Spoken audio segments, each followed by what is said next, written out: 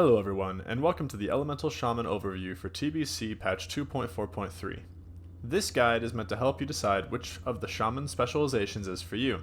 I mean, congratulations, you already chose the best and most fun class in the game, but we'll get to that later. However, now you must choose which spec fits your fancy. In this guide, we will talk about how the Elemental Shaman's performance goes in player versus player for Arena and Battleground, player versus enemy in Dungeons and Raid, which is PvE, and third, and possibly the most interesting section to this video, what makes Shaman the most interesting and fun class to play in TBC. Make sure to stay to the end of the video, as this is the part that I'm most excited to talk about. I hope you find this content useful, so let's jump into it. First, let's jump into PvP. Elemental Shamans are built for Battlegrounds. With insane burst, decent mobility, and amazing utility, an Elemental Shaman is usually a deciding factor on if a team wins a group fight or not, thanks to Bloodlust and Heroism, and of course the Elemental Mastery talent that you can use to kill valuable targets. You also help to counter one of the best PvP healers in the game, Druids. You will be spamming Purge in between bursts to make sure that the enemy front line does not get the upper hand due to some very high healing over time spells. Your main job will be to target large groups with Chain Lightning and purging targets from important buffs like your pain suppression, any healing over time spell, or Warlock's Voidwalker's shield. Next, let's go over the arena. In Arena, Elemental Shamans are amazing in the first two seasons, but begin to dwindle off as the game progresses into Tier 3. This is due to spell coefficients and how they work for Shamans for you tryhards out there. However, one massive asterisk is whenever I talk about Elemental Shamans in Arena, I am strictly speaking about 5 versus 5 combat. Sadly, the Elemental Shaman struggles in 2v2 and 3v3 due to being simply locked down into CCs, and of course lacking CC, which TBC Arena is actually just infamous for. They are usually the kill target and must use their larger burst cooldowns just to survive one go from other teams. Their strengths are good, however, which makes the spec playable. Absolutely not the meta. The max rating that I have ever achieved on scuffed private servers is just below 1650. The highest I ever saw on a 3v3 team that had a Elemental Shaman on it, whose role was mostly to heal and line up burst, was 1900, and that Shaman is a good friend of mine. The reason I say that is he also helped me make this video and drop some opinions.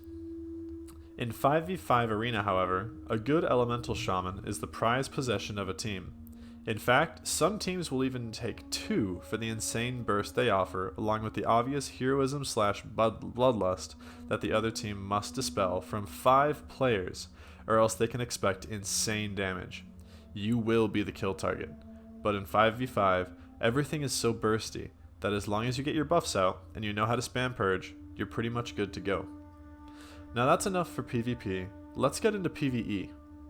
Elemental Shamans are a fantastic take for any dungeon grind group, and for many hardcore groups that will be bringing along the optimal group performance for TBC Classic launch, Elemental Shamans will definitely find their spot.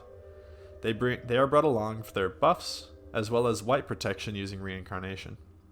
Elemental Shamans do amazing damage in raids as well, and can compete for the top spots next to Hunters if they gear correctly during Tier 1. And of course, they are a shoo-in for any caster group due to their last talent in the Elemental tree, Totem of Wrath. This makes it easier for Locks to hit their hit cap, and gives them a very useful 3% crit. Remember that your job is to buff your group while also doing great damage. It is a tough job, but worth the work. And finally, to top off this video, the reason why Shaman is the most fun class to play, why Shamans have the highest skill cap in the game. Let's talk about PvP first. Every class that has ever existed fears Shamans at least a little bit. The reason why is because of Purge. Every 7 seconds during Heroism or Bloodlust, you purge 2 abilities. This is unreal. A fully buffed priest can be left buffless in under 4 seconds, and even better, you will be within range to interrupt any spell every 6 seconds.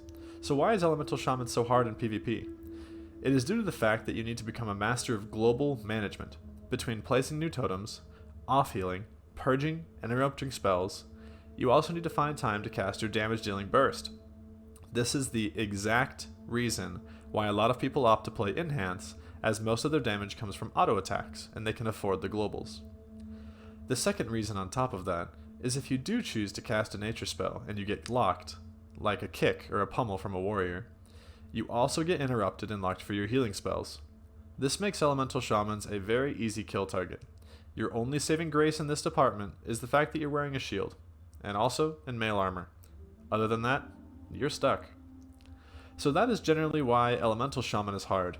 In order to get a decent rating as elemental, you need to be a master of focus interrupting, you need to be able to fake cast, and of course, try to get people to jump off the top of Blade's Edge Arena by juking them.